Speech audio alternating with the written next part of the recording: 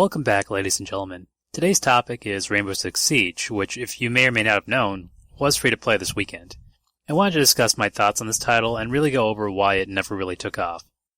Siege, in my honest opinion, had a really great concept. You had over 20 operators with special abilities and, unique characteristics that either needed to defend or attack an objective. Each map was intricately designed with an array of obstacles, traps, and destructible environments. Siege was essentially a chess match. It favored strategy and vision over twitch reflexes and running gun tactics. Before I go on, I want to be completely honest with you. I did not pay for this game. I received it for free with the purchase of my video card. In fact, I haven't even paid for the season pass yet. So my thoughts on this game may be a little swayed based on the fact that I didn't have to give anything up to get this game.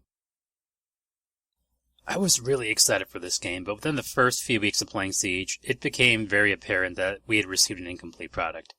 The game was playable, but it lacked some key features like a spectator mode, the ability to kick players, or an anti-cheat system. This would go on to become a big issue, which I believe still hasn't even been resolved yet. The game also had a very steep learning curve and some unforgiving difficulties.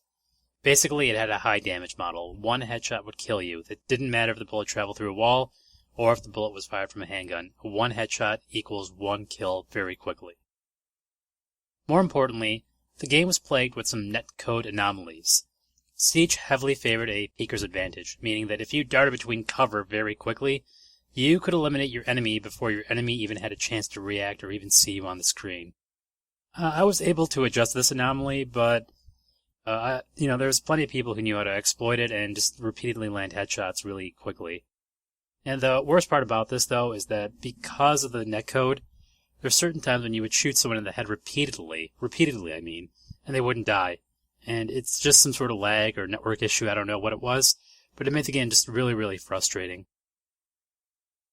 There were a couple of graphical bugs too, but really the netcode issues coupled with the delayed spectator mode resulted in the game really missing the competitive scene altogether. And I believe there is an ESL division for this game, but it's mainly a small speck of dust compared to the CSGO or COD Pro scene. So let's focus more on the player experience. Ubisoft followed in the footsteps of EA's Titanfall and released Siege without a complete single-player campaign. There are some solo challenges and missions designed to showcase operators, but there really is no real story to the game.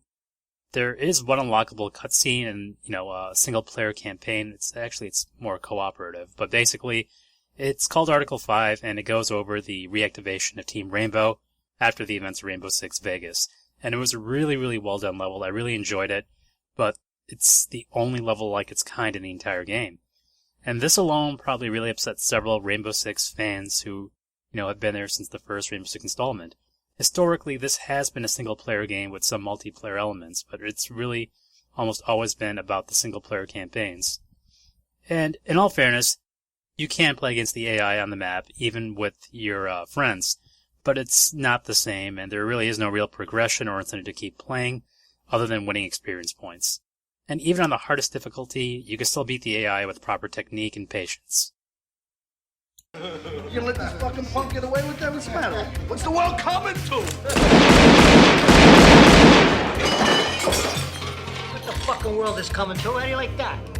How's that, all right? What's the fucking matter with you? What is the fucking matter with you? What are you, stupid or what? So, not all of Rainbow Six Siege was bad. I actually had a lot of fun playing the game's multiplayer and logged well over 100 hours in the game. As I said earlier, Siege has a very steep learning curve. You have to know how to exploit peeking, hitboxes, and cover to win gunfights. Other times, you could simply win matches by flanking around an enemy or opening up a new line of sight to engage your enemy. I felt each multiplayer round was unique because it played out differently. The objectives rotated between sites, and each team would pick different operators each round, essentially, so it became a rock-paper-scissors matchup. The game's atmosphere and aesthetics were pretty good, too. I mean, the graphics were good, the sound was near perfect. You could hear an enemy's footsteps basically from coming down the hall, or even if they stepped on, let's say, broken glass or broken wood, that would give away their position. So they actually did put a lot of care into the sound mechanics of the game. They were a little bit wonky and took a little bit of time to get used to, but if you had a really good set of headphones, you were perfect. So all in all, Siege is an FPS that could have been great, but got lost within a pile of mediocrity. It had a lot of potential, but I feel Ubisoft never truly committed itself to making this game great. Was it a bad game? Hell no. Siege is a fun and very challenging game once you understand its core concepts. It's not a game that you can introduce a friend to over one weekend, but it is a game that will grow on you over time and leave you coming back for more.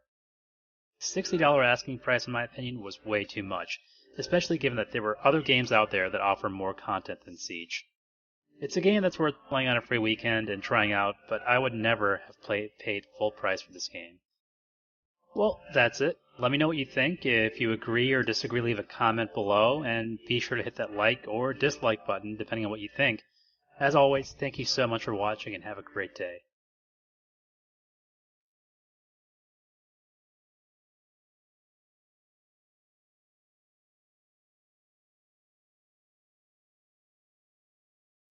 On a long enough timeline, the survival rate for everyone drops to 0.